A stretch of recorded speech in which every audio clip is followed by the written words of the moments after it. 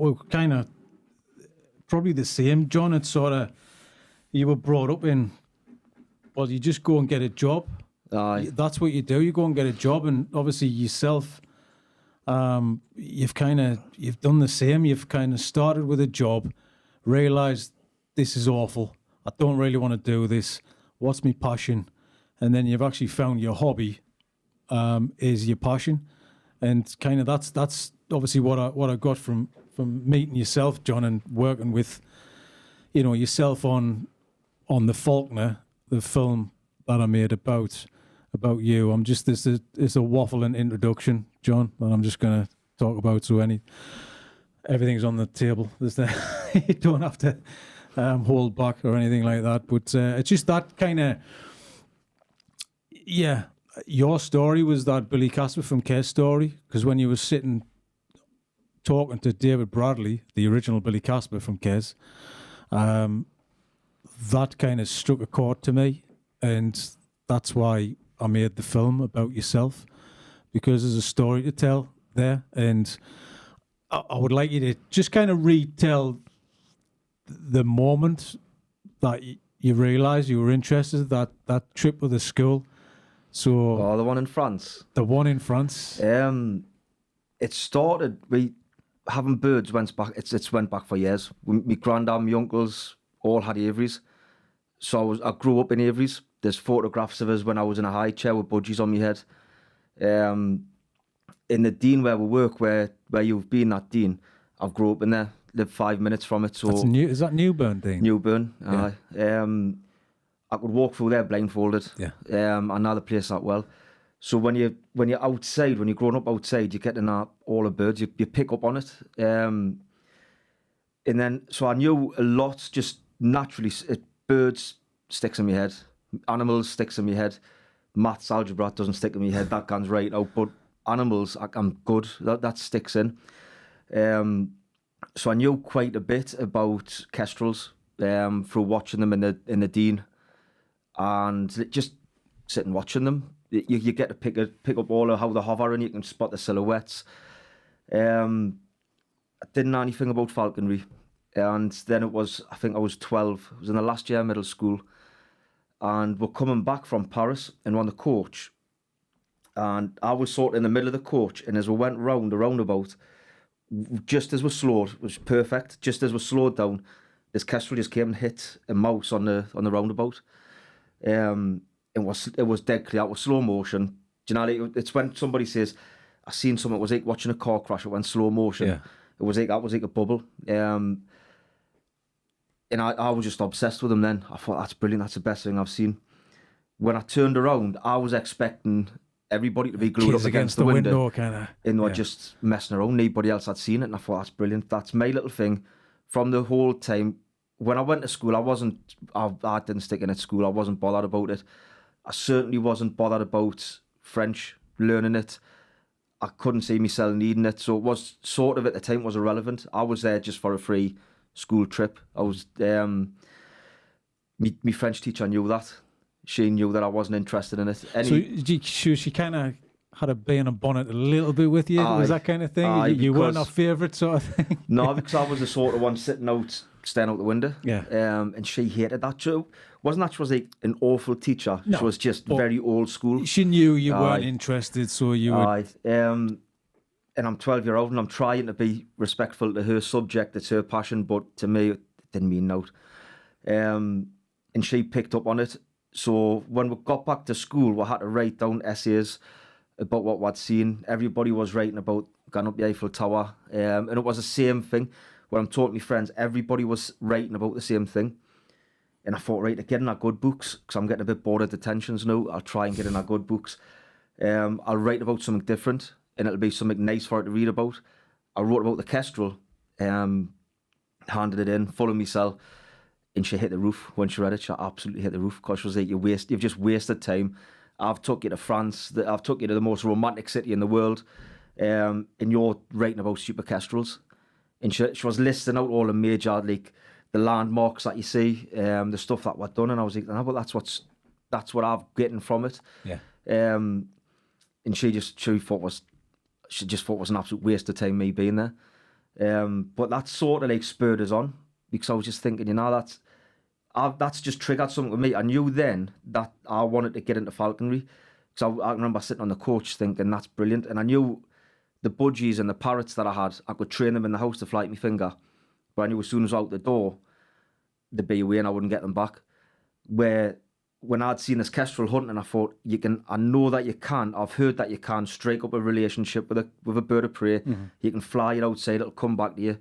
And I was just got fascinated by that then. But she just didn't get that, because it was nothing to do with France. So that it sort of started from there. And I do think that that's going back, that's been like the little kick to sort of prove her wrong. Yeah. It's the rebellious side kind of came out. Yeah, it's a big motivation for us. Like, I'm one of these. If someone says you'll never do that, right, we'll have a try at that. Yeah. Because that just, when we're talking about society, that's what it's like now. You stick in a school, you've got to do these, you've got to do that. Yeah.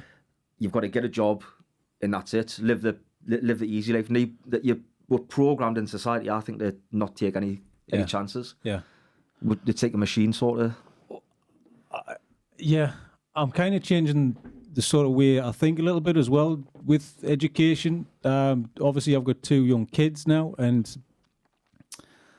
the fact that you're going to university, this doesn't really bother me anymore, because I can see the world now, and my journey as well. It's try and find something that you want to do for the rest of your life, and try and find that passion, because you're going to be happy doing that. Yeah, we all need money. Yeah, there's going to be a struggle, but you'll figure it out, and there will be a way. There's unconventional ways of getting to where you want to be. I'll work on a lot of TV sets and stuff like that, and I see runners, and they're coming in. If you get in there early, then you're going to get to where you need to be faster than you are somebody who's just been to university and gone the long way around. Just get yourself in there, experience, because really, at the end of the day, it's about you as a person, who you are, how you kind of treat people, how you are around people. You kind of the willing to work, and it's the kind of, you've got to graft, you've got to put the effort in, you've got to work, you've got to get hands on. I think you've got to be prepared to take a gamble as well. I mean, I started figuring out at a pretty early age. I would see people sticking in at school, and I would think, oh, that's great, that's what you've got to be, that's what you're told to be. You've got to be top sets, you've got to aim for this. And then I would, like, as I left school, and a lot of my friends that were in top sets, they went to college, university, and then they sort of come out of university and they drop out of college or they drop out of university and saying, it's not what I want to do for my life. Yeah. And I'm just sort of thinking, you've just wasted all that time then. Because I never knew from the age of 12. I mean, even in primary schools, they're telling you, you sort of got to look towards careers at the back end of primary school. How can a 13-year-old, 14, even 15, 16-year-old lad, nobody wants to do the rest of his life? No, it's impossible. You're told you've got to pick careers, and you've got to go that way, and you've got to go that way. Yeah. I'm struggling to find anybody that's actually says, right, I'm going to stick in a school, and this is my plan, I want to do that, and I want to head down that career path, and stuck at it, and they're still there now, nearly 40-year-old. Yeah. A lot of people change their minds. Yeah. Yeah. I mean, when was it that you changed? Because I know you've kind of, backtracking here, I'm thinking as I'm speaking, but you worked with young kids before, is that right? When I left school, I got a job with my uncle on a timber yard. Right, okay. And that was good because it was outside. It was right up in Northumberland, and you were on the countryside. And then I went from that to working in Asda, where that was like city centre sort of thing, and busy, and that stressed us. I managed to get a job in a school. One of my friends she was working in Asda at the time with us, she left, and she got a job as a teaching assistant. Right. And then just out of nowhere, rang us up and says, there's a place coming up, I think you'd be pretty good for it. Asda, my manager at Asda says, listen, if you want to take a 2-week trial, I'll blag it with the management so you can go and try it. After 2 weeks, the school says, if you want a place, it's here for you. And it went from that. So it was like teaching assistant, and just picking up on what we were saying before about the Geordie accent. I think that hit just right, because the kids that I was working with were inner city kids. where you had a lot of people that were pretty well spoken, trying to tell them what to do with the rest of their life. I went in with a Geordie accent, and the kids sort of like took to it. Yeah. So my accent sort of helped us. It's a common ground thing as well, isn't it? Yeah. I mean, I do find, you know, you don't, obviously you can't hear how people hear you speak. So it's a bit off-putting when you hear yourself and you hear your voice. But you've got to relate to people, and I think that accent obviously relates to kids, but it's the mannerism as well, and it's the approach, and it's everything else, because kids are much different to adults, how you approach kids, because they're going to go for you straight away. They're going to pick something, find something, and then they're going to attack that straight away. But I mean, was it just a normal inner city school? It's classed. I think it gets classed as a deprived area because there's some pretty like rough estates. But the kids a lot of the kids that I was working with academically weren't brilliant. But you could see that I had something about them where they were worth working with, definitely worth working with. So my job is just being a classroom assistant, sort of snowballed. My line manager at the time was saying, we're going to give you the naughty kids. You seem to get on well with them. You take the ones that's getting kicked out of lessons. And it just started from there, so it snowballed. And then we eventually, I think it was 5, 6 of us, formed like a sort of behaviour unit inside the school. So it eventually became a school within a school. And it was for kids, for the lads and lasses that couldn't access mainstream education. So it might have been for behavioural reasons, emotional problems, whatever reasons were struggling inside in big classes, disrupting, getting into trouble. Generally, some of them just being a pain for the teacher. And the teacher needed them out to teach the rest of them. And then it started from that. So I spent about 5 years, 5 or 6 years working in this sort of behaviour unit. So when did you think, right, okay, I'm going to start my own falconry business? Or when did you see like this was actually an option? I can make some money from this. I can make a living from this and do my passion. I can walk around in Newburn. I can kind of live the life I want to. I was flying birds of prey as a hobby, and it was just a weekend thing. The school worked brilliant because it wasn't long days. I would be back in the house for 3:30, and I could get out the afternoon flying. I had my weekends and I had all the school holidays. So falconry just fitted in. I had plenty of time to put into my birds. What I started to see with education, and what really frustrated us, was it seems to be like a one size fits all. And if you've got some sort of problems, if you're not hitting it academically, if you're not hitting the targets that say Ofsted set, I always found, and this is just my opinion, and this is my observations of working in the school, you are sort of forgetting about, because the schools need to be getting those grades. There's a lot of pressure on teachers to kind of hit a target as well. So so they're focused on what they need to do so they don't get fired. And then that's it. Some kids get. It was stressing me. It was stressing me colleagues out as well, because we need to be getting these targets, and we're getting a lot of pressure. And the school itself was under a lot of pressure to get certain targets for to hit your Ofsted grades. That meant that the kids that were struggling weren't getting the attention that they needed, or they weren't getting like the stuff that they needed to learn the way that them did. I knew that a lot of my kids, they were no good sitting in a classroom with a textbook. Some of them couldn't tell the time. They struggled to tell the time, but the school was saying you've got to do algebra. They couldn't do it, and they didn't see the relevance to it. So that was frustrating me, because I was seeing good kids failing because they're being taught in the wrong way. Like the business side of it, sort of, I had this business plan in my head that one day, it was just a pipe dream, to be totally honest. It was a total pipe dream, thinking that's what I want to do, that's what I want to aim at. Probably never going to happen though. But I had the business plan sort of written up, and I just put it to the side, because the more I was getting into speaking to people in falconry, I spoke to one well-known falconer who makes a living out of falconry, and he just told us straight out, he went, nah, you'll never make, his exact words were, you'll never make a living out of falconry. And that knocked me confidence, because my confidence gets knocked easy.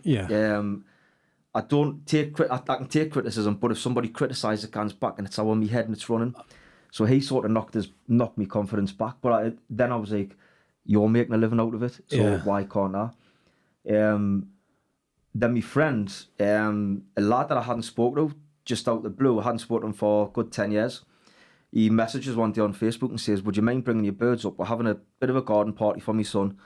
Will you bring the birds up, like, just so you can hold them? He put the photographs on Facebook, I put them on, and then within half an hour I had somebody else saying, can I bring my kids to see your birds? Can I come and see your birds? Can I come watch you fly them? And I'll give you a few quid. I just thought, great, it's a few quid to come in, save the money. I was just saying, if you want to make a donation for food, and that'll do.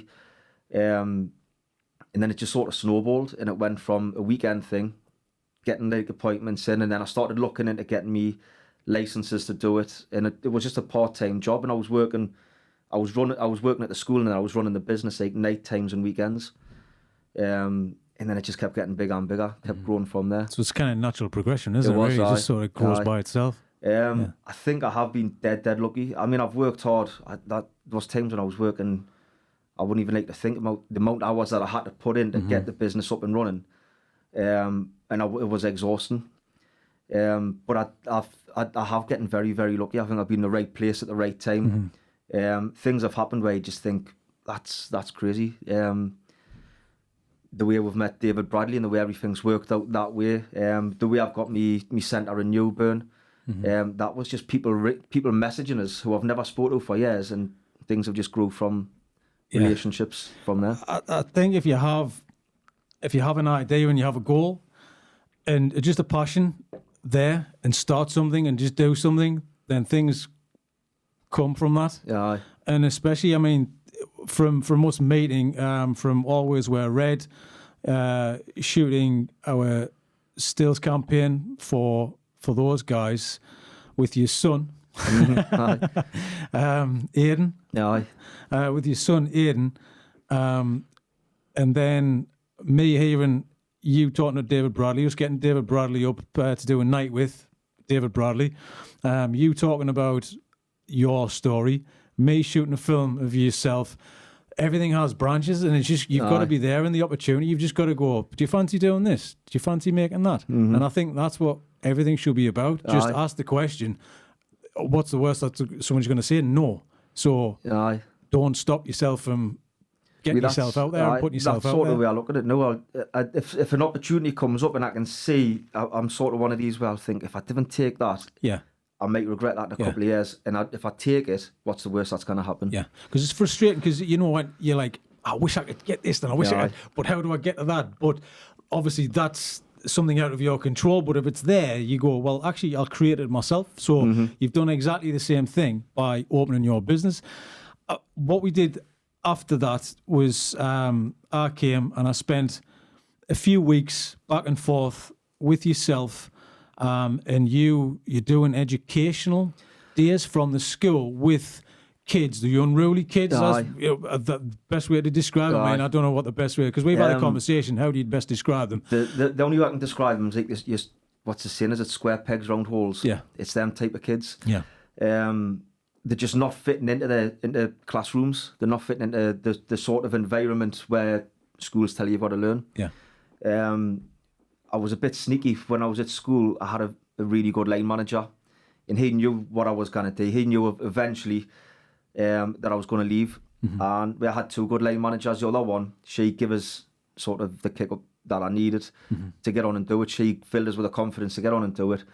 And the letters take me class down on a Friday afternoon, would say reward time. If you get your points, you can come down and fly the birds.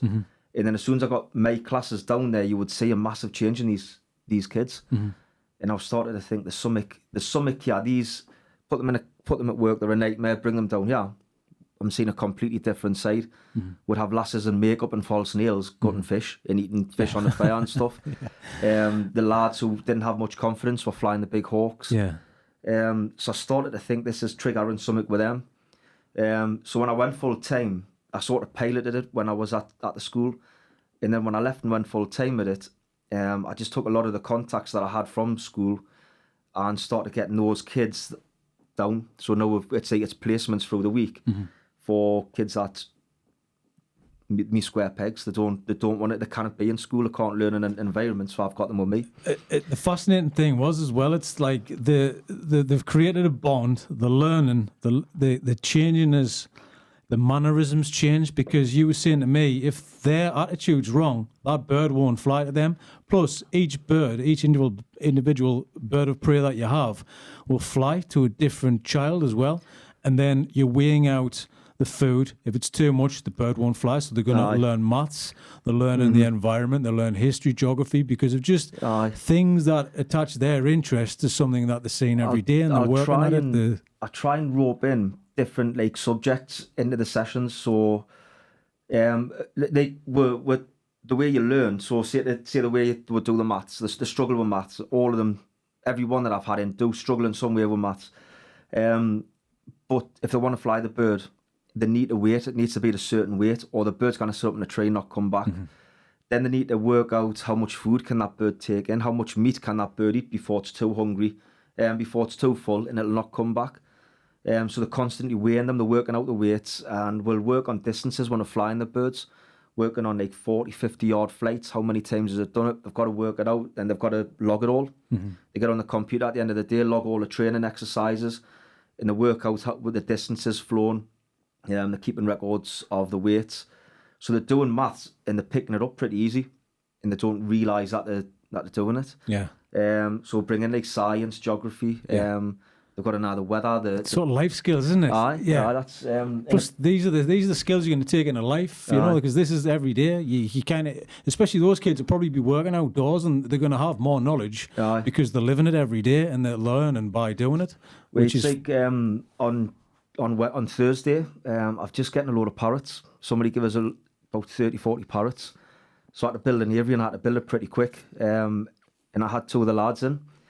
And I just said, listen, we've got to do this, make it look nice. Before you knew it, one of them, he had never even used a drill.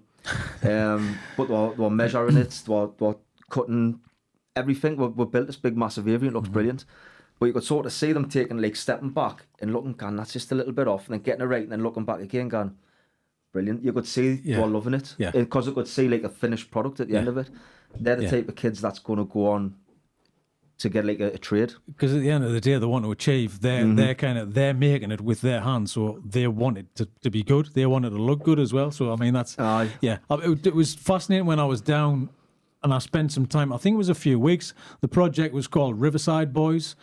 We didn't get full permission by the school, so we actually pixelated the faces as well, which I kind of found.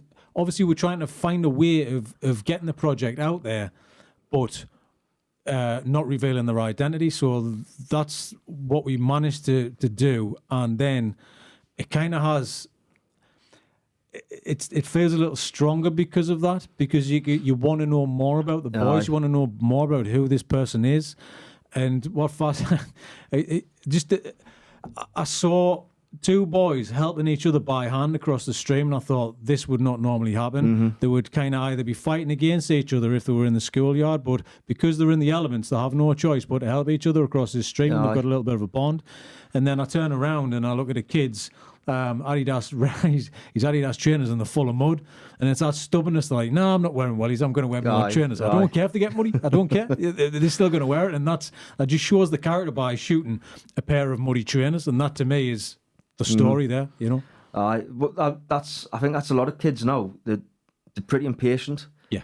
Where if you're saying to a kid, right, what do you want to do in 15 years' time? They're not going to know. They don't look any further than 2 hours away. But when you're working with the birds and they're seeing the progress, the birds stepping up onto them, the birds settling on them, you see there's instant, like, they're seeing the rewards for the hard work. It's confidence as well. Because what I work on is it's not just like your maths, English, science. It's trying to develop the kids' personal goals. So we work on like self-esteem, confidence, trust, team building, the trust in adults. You know, just there's a lot of the times when they come down with the teachers or the support staff, and I've just went, listen, when the kids are working, I've just said to the teacher, listen, you just go sit in a car, go and have a cup of coffee, I'll sort them out. Because you're not the teacher. Like, you're not that authority. So they've got a bit more trust in you. Yeah. They'll talk to you, you can calm them down. Yeah. Where if you're a teacher, they've got the back up straight away. There's that authority wall in front of them. Yeah. Whereas a couple of times I've just had to come here, you sort yourself out, and that's it. Yeah. It's sort of, because I haven't got that barrier there. It's not that they see us as a friend, they know there's a line and they don't want to cross it. Well, yeah, because obviously you've got something that they want, and they want to achieve that, and they want to achieve something. So it's just a working relationship, and there's a mutual respect there as well, especially with the birds, especially with yourself.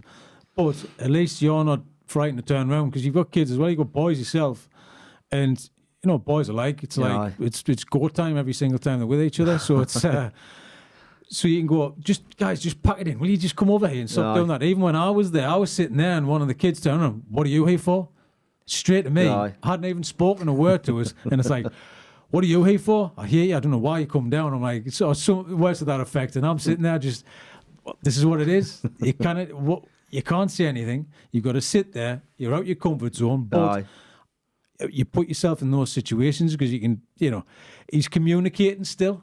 He's still communicating. Don't know why. Don't know what's going to happen. But at least, you know, there's something there, and I don't know. It's I don't know how you feel about that kind of thing. A lot of it's sort of just like, because you just let him get on with it as well. You wouldn't go, "Oh, don't talk it down like that." You just go, "Oh, come on," and that would be it. But you know these kids, so it's, I think when you spend a bit of time with them, and you can figure them out, you can suss out their personality. Yeah.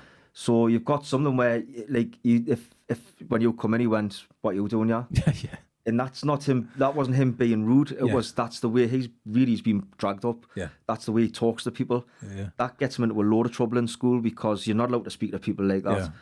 Yeah. You've just got to sort of approach it in a different way. And like, "What are you doing, yeah?" You know, like, what are you asking me? What's it got to do with you?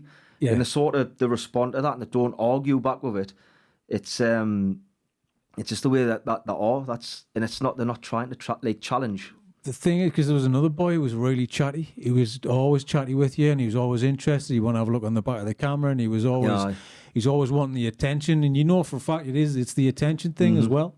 So it's fascinating. It was just interesting because you're there. Something might happen, something might not happen, and it was just a fascinating thing to kind of just observe.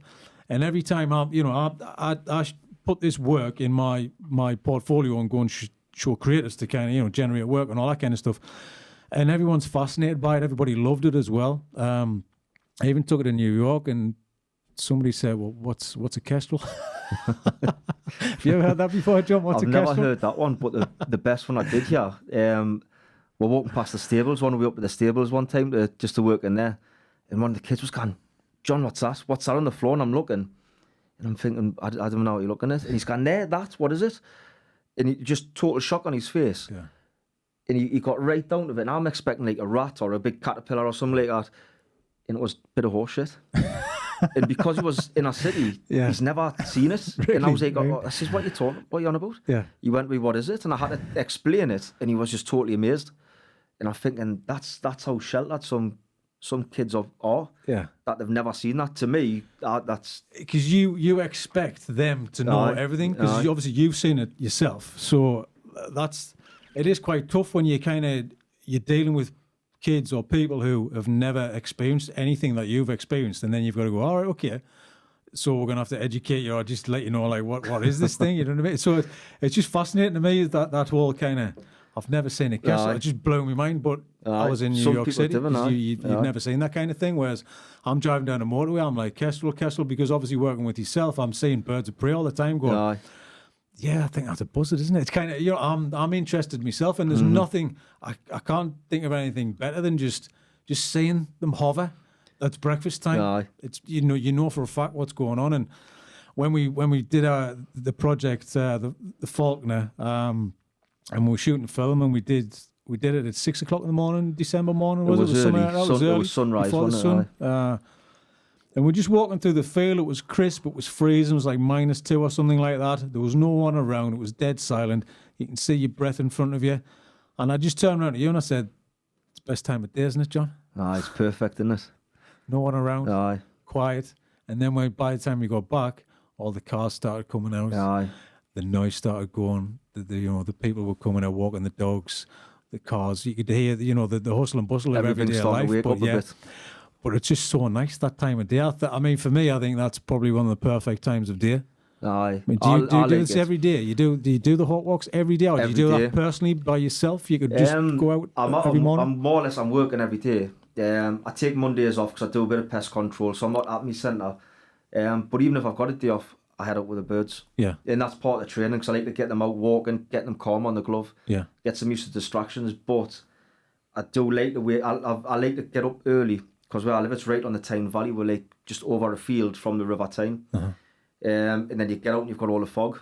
Yeah. It's like really thick fog up by Wylam, Yeah. Newburn, and you can just look straight over. Yeah. And I'll sit there for a good few hours. The bird's just sitting on a log. Yeah. I'll just sit and watch. Yeah. Brilliant. That's the thing is as well, because throughout the video you mentioned, you know, whoever gets to sit and watch kingfish and deer like every day, and you even mentioned that. I saw your post the other day on Facebook, and you said it's a perfect job. You know, you kind of live in it. You sort of, you know, it wasn't just for us recording that. You're doing this every day, and this is what you see every day, and this is your life every day, and you still love it. You know, that's 2 years on what we filmed that, but you're still seeing the same things, and you're still loving the same days, and you know. Because I mean, when we head out, and you'll know yourself with 10 minutes where I am. I'm 10 minutes from the city centre. Yeah. When you get into the Dean, we see there's the buzzards. We see them every day. Rodeers. The amount of videos I've got where rodeers just walk out in front of her. Yeah. From me to away. Yeah. Just sitting, the deers will just stare at one and then they just walk off. And that's another one of them ones where it's silent. Yeah. The deer walks in front of you, can't see anything. It's one of those things as well when if you capture it on camera, because we've seen them when we're doing some farming stuff, and you just see a deer just jumping through the wheat fields. But when you try and capture it, you can't capture that. What it feels like just to stand there and observe this in nature, this, you know, the deer kind of right in front of you there and then. It's the same as when we're working with, you know, with Tice, and it, just to observe, be so close, just watching the bird observe, looking for food. It's kind of like, because that's what its main goal is, for food. So it's just observing that kind of thing, and it just fascinates me. The whole I think falconry as well. Every time I'm talking to people about falconry, everybody's fascinated about it. Everybody loves it. I don't know. It must be a primal thing. I don't know. It's kind of nature, and you know, these birds, they catch, you know, their own breakfast. It is very primal. I mean, that's what got me obsessed on it. And I wouldn't say hooked. No, I would say it is an obsession. It's a lifestyle and obsession, because when you're out. I used to think that you're out and you control what's going on. Mm-hmm. I've realised, especially with Tice, sometimes she'll catch things when I don't want her to catch stuff. If I've been out and somebody said I'm a hardcore vegan, sort of guarantee that the bird's gonna catch something. Yeah. You can't stop control it just because you're a vegan. You know, you can't go, oh, sorry. Tice, I have had it a few times. It must be tricky. Obviously, it's tricky, but people, you know, you got to understand. Yes, that's your belief, but this is a natural predator. That's it. When you get them in, when they'll say, like, because I always say, right, we're going to fly the birds. Are you vegetarian, vegan, or you're anti-hunting? If they say yes to any of them, I will go on a route where they're not going to catch. Do you not just say why you're here? I have. That's a question. Because it's quite strange to me to hear that. I wouldn't expect somebody to come. Obviously, they want to experience this, but you've got to understand what you're walking into. It's like going, oh, well, you know, I don't like blue things. Well, you know, why are you buying blue things? It's just why? A couple of months back, I had a woman come in. It was my last job on a Saturday afternoon, and I had been packed all day. It was nice and warm, sort of thing, lovely day. My last job was a flying session, and I was sort of just, all my mates were at the bar, and I'm thinking, get done here, get the birds back sorted, and then I'm going for a pint. I've deserved it today. And this woman, she walked in, sat herself down, and I says, all right, we're going to head out. Introduce myself, and I says, are you vegetarian or vegan or anti-hunting? And she just slumped herself back in the seat like that. And she went, well, I don't know what I think about this. I went, what do you mean? And she went, like birds of prey in captivity. She says they should be flying free. And I thought, oh, this is going to be one of them ones. I'm definitely going to deserve me pint here. So I was talking to her, and I says, like, the birds, I says, we can make a conscious decision to be vegan. The birds can't. I says, if I try to feed them on budgie seed, they're going to be dead within a couple of days. And I did say to her at one point, why are you here? Because her like opinion was that birds of prey, they want to be up there and they want to be seeing the sights and they fly for fun. And I thought, right, I'm going to have to try and turn this round here. So I was telling her about how predators or lazy animals reserve the energy. The only time you see a bird of prey flying really is if it's hunting, which means it's hungry. And we got through and she was like, but birds, they need to fly. And I went, but you're coming to see them fly? Like the birds fly, and all she had on was her flying dresses. And she's flying through the trees. It was Tace, and she's flying through the trees and doing everything completely free. And she was still going and going, and I'm trying to say to her, like, what do you do with goldfish then? If that's the case, do we let our goldfish go in the tine? Do we let our cats and dogs run free and don't let them come back? And I says, you cannot really just say that, you know. And I says, these birds of prey are pretty much as free as they're gonna get. I says, I kind of get her back. I says, if she doesn't want to come back, she's not coming back. I says, no, even if I was 2 stone later and fit enough, I kind of climb 40 foot up that tree. Because even if I do, she's just going to hop to the next branch. I says, you can't catch a bird in a tree that doesn't want to be caught unless you kill it. And she just didn't get that. So we got halfway along the walk, and she was just going and going and going. And I just got to the end. I thought, you know what it is, I'm not bothered now. Like, I says, listen, we're going to cut this short. And I says, we're going to head back. I says, you've been no but disrespectful here. So I called the bird in, and Tace straight away onto me glove. And she was in good condition at the time. The condition is where you don't even need to put food on your glove. They'll follow you. They'll come down to your glove as soon as you give them the signal. So I got Tace in, and she went to me, what do you mean, cut it short? I went, you've been nothing but disrespectful here. I says, I'm trying to explain to you about falconry, how it works, how birds of prey work, how they would live in the wild. And I says, you know, like, I says, I dedicate my life. This is my life now. And I says, falconry comes on, like, thousands of years. And I says, like, some of your biggest civilizations have practiced falconry. And I says, very little of it has changed from the very first time they're caught and trained. And I says, like your 3 big relationships with animals, working relationships as horses, dogs, and birds of prey. I says, but you're trying to tell me you're not better than some, like me. I says, I can tell that you haven't done your homework. I says, you've come along, you've just picked. As I've listened to your opinions, and that's all it are, the uneducated opinions. And you could see I started to, like, she didn't like it that I was challenging her. But I had spent like an hour just trying to explain things to her. And I went, listen, I'll tell you what we're going to do. Yeah, and I thought this is the only way I'm going to win this argument sort of thing. I brung Tace down and I took the anklets off her. I took the telemetry off her tail. Okay. So what, can you just explain what the telemetry is? The telemetry is like, it's a small tracker. It's like an aerial. It fits onto the tail. It fits onto a little clip on the tail. And then if Tace goes missing, I've got an aerial on me. I've got an aerial, and I can just put that up in the air, and it'll give off a signal to what direction she's in. And the closer you get, the stronger it gets. So I thought, I'm going to take a massive gamble here, and I'm going to take the telemetry off. So if she guns, it's going to be hard to get her back. And I says to the lass, I went, right, listen, I says, she's got nothing else. I says, we're going to let her gun. And she was like, well, what do you mean? And I says, well, you're telling me that I'm keeping this bird prisoner, and she wants to be free. She wants to be up there, talking to her friends, circling away, looking at the views. I says, if she doesn't come back, I says, then you're right. I'm gonna have to seriously think about my lifestyle here and which way I'm gonna go in the future. I says, but this is all I can do to sort of prove it. And I says, just give us your glove and we're just gonna walk. I says, she's up in the tree there. Just walk. Like literally all she had on her was our ID rings.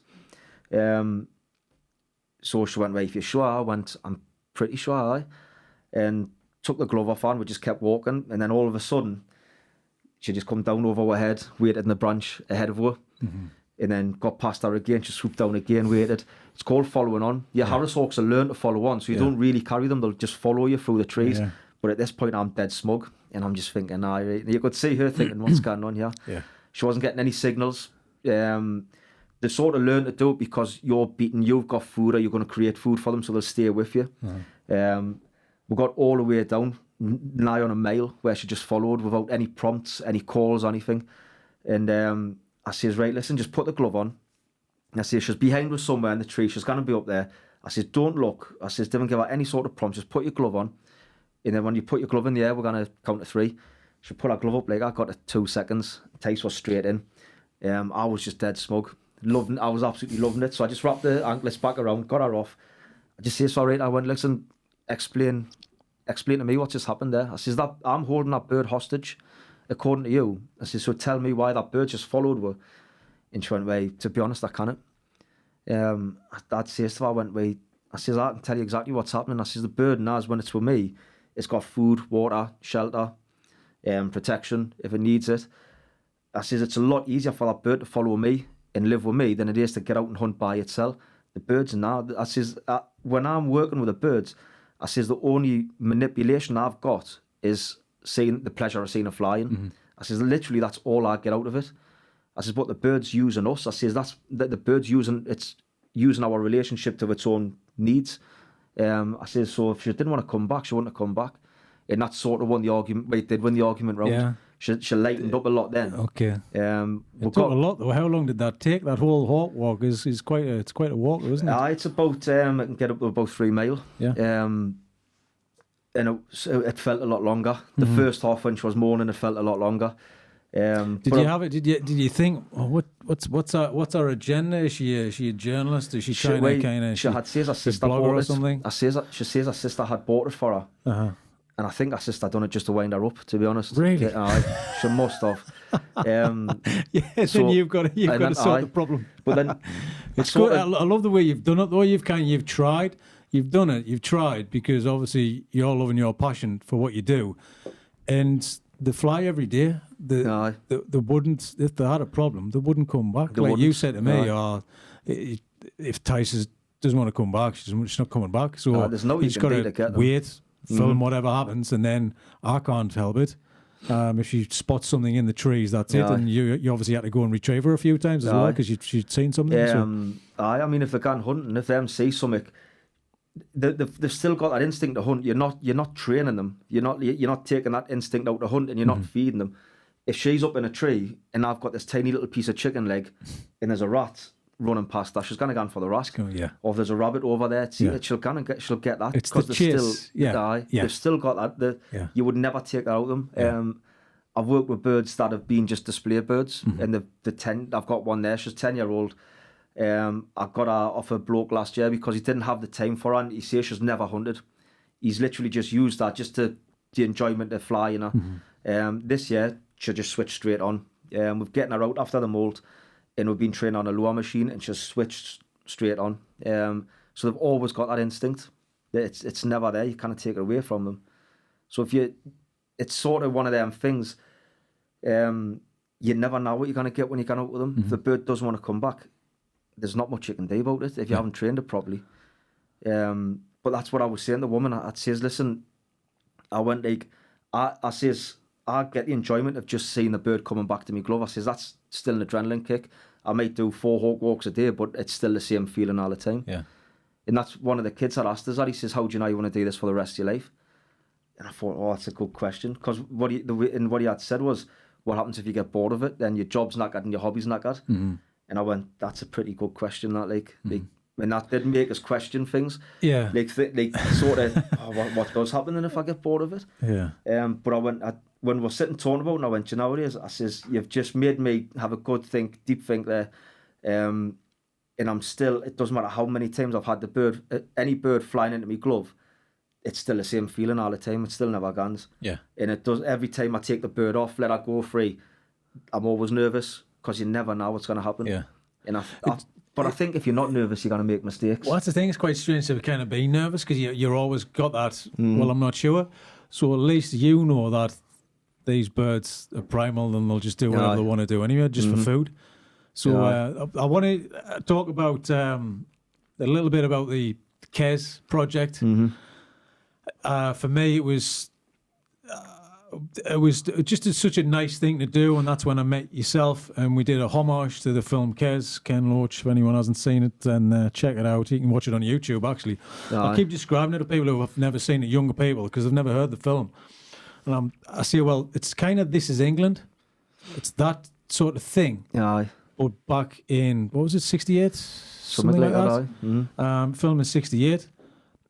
where he cast from schools, so you kind of getting this rawness about the actors and the characters, and there's almost a documentary feel about the whole thing, and I find This Is England is very much on the same path and on the same lines, and the humour's in there as well. It's just it's one of those.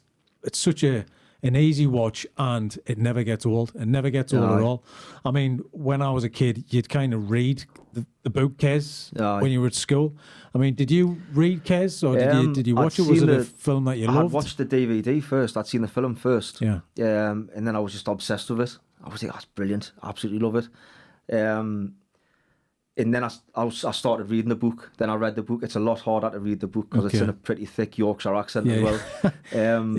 But it was one of them films that you can see a bit. I think a lot of people see a little bit of themselves in Billy Casper. And I mean, I've got the artwork up on the wall that David sent us up, and he signed it, and it's every day. Blokes, especially older blokes, come up and they go straight to the wall, and they're like, "Oh, I can remember that." Yeah, and it's a daily conversation that I have with people. And just so people know that David is David Bradley, who played the original Billy Casper from the film Kes. Yeah, and from our project, Mike Lawrence from Always Wear Red. He brought up David Bradley for one night with David Bradley, and he sat on stage and he chatted about all the stories from the film. It was a really good night. It was packed wall to wall. It was packed, wasn't it? It was. It's just to hear the stories as well. The guy's an interesting guy, and he's got some stories, and he's got some behind the scenes stories. So hopefully we're going to try and get him up here and do this because I think it'll be really good. But. But David's kind of, he's opened himself up, and he's always been known for this character as a boy, and he's still, how old is he now? He must be 70s or something like that.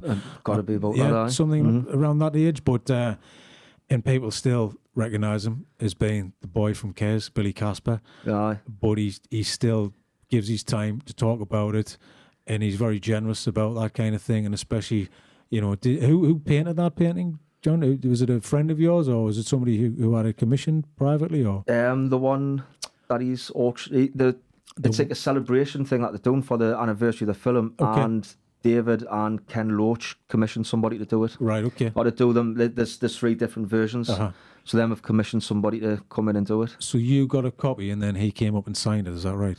No, he sent me a load of work up. Okay. The 2 times he's came up, he's brung us like presents up. Gift. He's brung us like a big wooden carved kestrel on a glove. Really? Yeah. But the artwork that he gave me, that's up on the wall. That's like film. The posters from the film. And the artwork that they're selling, the anniversary stuff. It's they're selling it. I think they're selling it privately to raise funds for different charities. Okay. Did he explain why? I mean, is there a reason why he's kind of? You've seen him a few times. Have you become friends or anything like that? We've kept in touch. Going? He's been up. What was it? 2 years ago. So he's been up twice. And we're keeping in touch. And he drops your email in. We've still kept in touch since then. Which is a very, very weird feeling. Because this kid that I've idolised, sort of thing, and I've even got the Kes tattoo on me ribs. Yeah. And then he's sending his emails and stuff. I went into a design agency. It's in Newcastle, and they've got it on the wall. It's like a mural on the wall, and it's such a powerful image. It's that 2-finger salute, which we kind of did with Aidan as well. Yeah. And I know we had problems at the time, and you were saying, just swear in, just go for it, man, just go for it. But he kept on closing his eyes every time he kind of raised his fingers, and then there was two ladies walking the dog, and he's effing and jeffing in the forest. It was a good. I remember him coming back on the way back. He went, "You're not going to tell me Mama was swearing, were you?" So I think she'll let you off with this one. But it's fascinating because obviously from that, the Kes series has gone on to win an award, which was last year. It's just one of those things that's kind of it's grown, and everyone's kind of. From a passion and a start from a project, it's kind of got legs, and I think it'll just keep on going. And obviously, you're sitting here, and I'm chatting to you about what you do, and I'm fascinated about the education stuff. I mean, is that something you want to expand on, the education stuff? It is. And how is it funded? Because I was talking to an agent in New York. his son works in a similar area to yourself. They go in the mountain ranges for 3 months, and the kids have been paid. It's quite an expensive course, but the parents go, right, we've got a lot of money, we'll send them because we don't want them to be drug addicts, we don't want them to kind of go to prison. So this is the kind of more or less the last step for the kids to do something and learn and change their attitudes. So they'll kind of take them off, like 15 of them, into the mountains for 3 months, and then it'll just help them develop a bit more and understand the world a bit more and get rid of that, get them away from the wrong 3 months away people. From distractions. That's it, the distractions.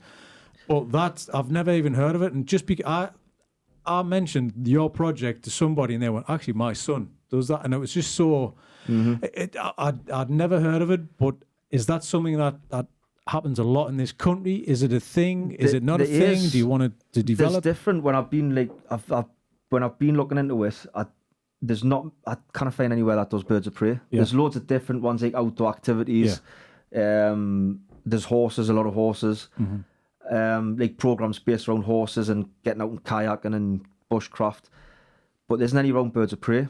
And I know at work, I've seen the product. I've seen the end product of kids that have been on the course and have left. And even just the testimonies coming back from the teachers to say that kid's now. I've just had one who was with us last year, and they've just went, he's getting himself a job. Really? And the email was like, we're putting it down to the work that he's done with you. It's brought his confidence out. How does that make you feel as well, John? It's brilliant. It's lovely. It's so really it's all nice. Icing on the cake kind of thing.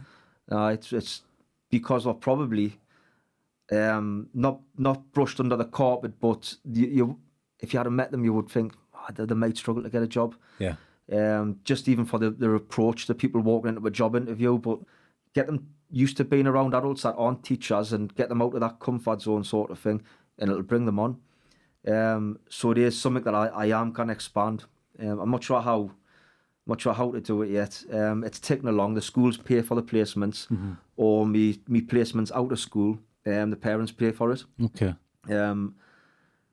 But it's working. There's something there. It's still pretty much just a baby. We've been doing it for 3 years now, but it's still just starting to grow. Yeah. You know, if I'm going to do it, I don't want to just dive in and say, all right, I need to do that and make money. I want to make sure we're getting the product at the end of it.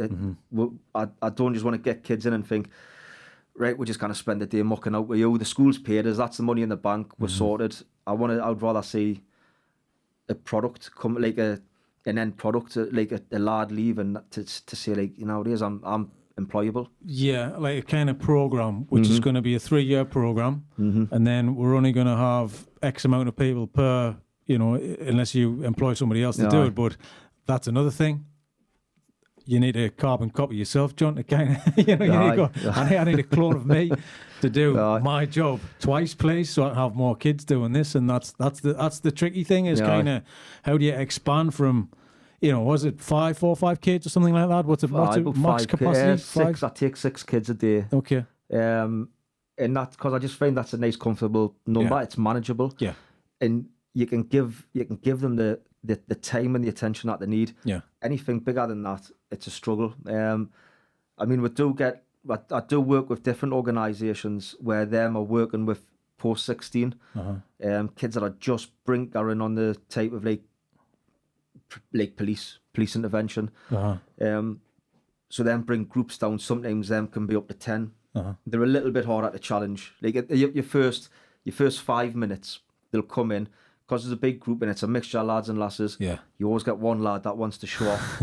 Then you've got your alpha male. Yeah. And then so you've just I think you've got 5 minutes to suss the group out. Yeah. And then if you haven't sussed them out and put it in your place, you struggle with them. I was saying this to Jenny today. Jenny Todd, who we had in, and it's similar to her line of work, similar to my line of work. I think any self-employment, you got to be a bit of a chameleon, but you got to suss out the room in about 3 minutes, and you got to suss out every single character. Because you kind of got your basic. That's the alpha male. That's the shy one. That's the loud mouth. That's the one I'm going to have problems with. They won't separate themselves. They're two together. So it's a bit of a skill, and obviously you probably learned a lot. It's more people skills than anything else. I mean, it's like that even with a private work, like when we experience work, you might get somebody come in and think, oh, this is going to be a brilliant session. Within 30 seconds of them coming in the door, you can tell we're going to get along dead well for this next hour. Yeah. Then sometimes you might get people coming in like, oh, how do I approach this? Do they want to hear that story? Do they want to really hear about this? You've got to sort of quickly suss them out. Yeah.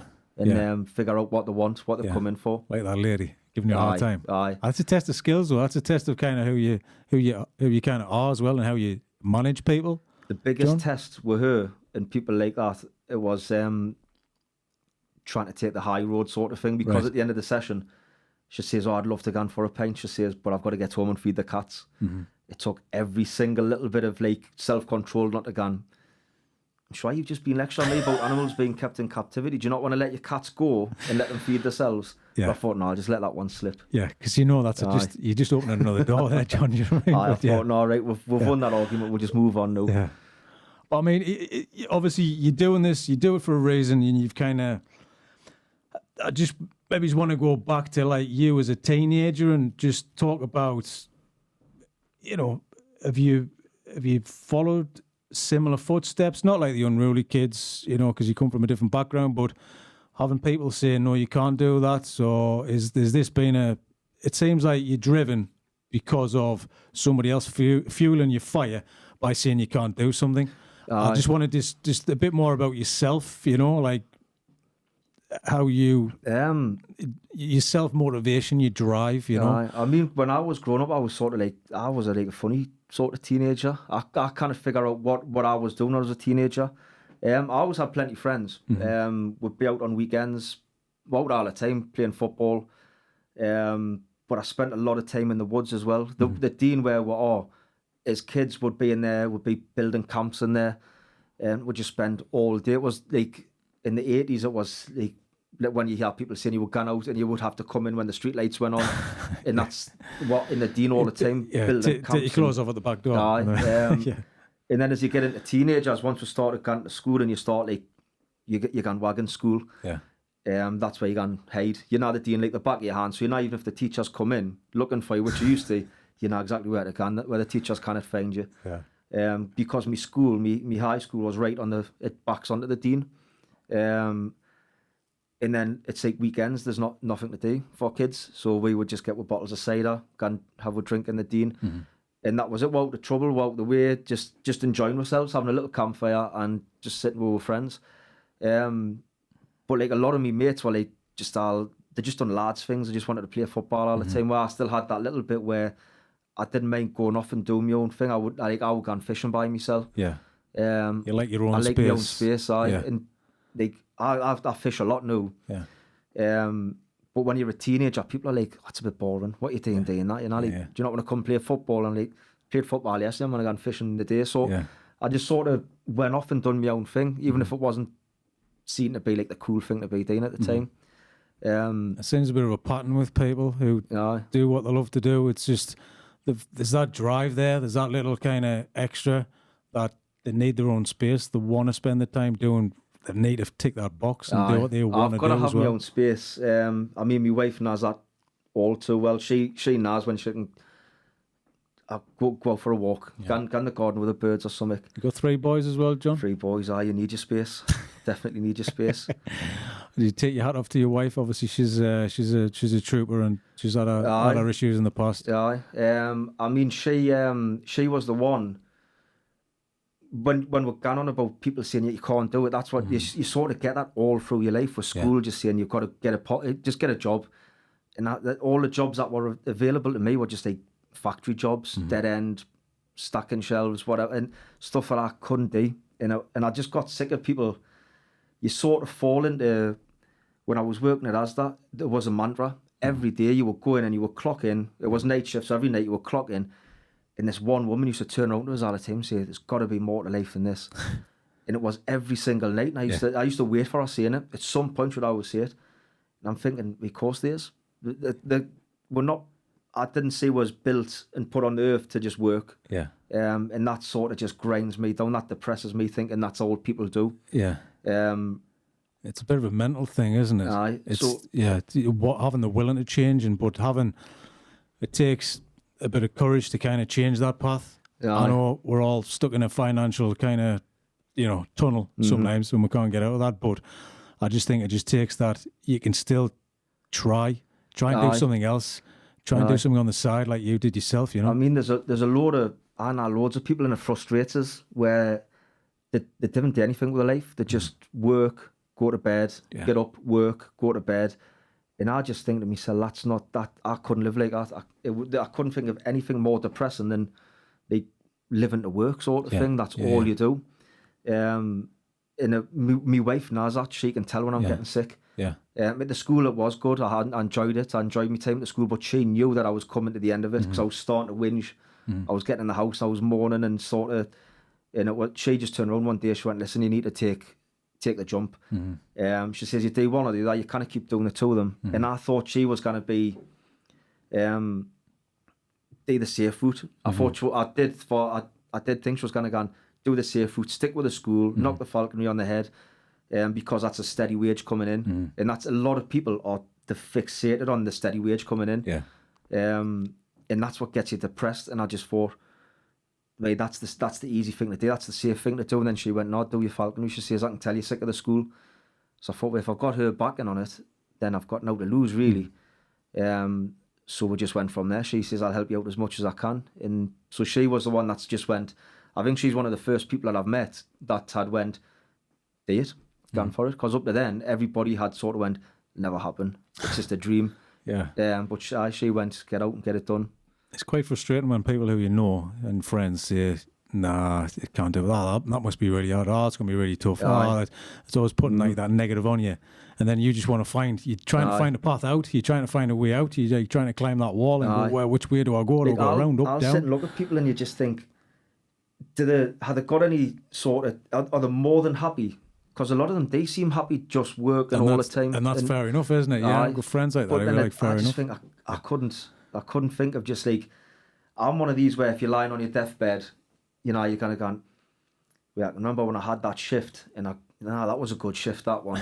you different day, you sort of want to go, "I've had a pretty good life, yeah." And there can't be anything worse than spending your life and just working all the time. It's not for me. And I think my wife knows that, and she's the one that just went, "Do what you've got to do. If it stops you moaning, get up and do it." Yeah, that's perfect. Excellent. So, John, well, thank you very much for this. This has been fantastic. I can talk to you all day about stuff. So, just if you can mention like your social media stuff, where can people find you? I mainly work through Facebook and Instagram. I'm still haven't gotten to grips with Twitter yet, so I'm on there, but I never bother. Yeah, it's very visual that you do it, so it's kind of lends itself well to Instagram. So I like the photographs and videos, so Instagram, Facebook. So it's just Riverside Falconry on Instagram and Facebook. Okay, perfect, excellent, nice, John. Thanks a lot. Thanks a lot.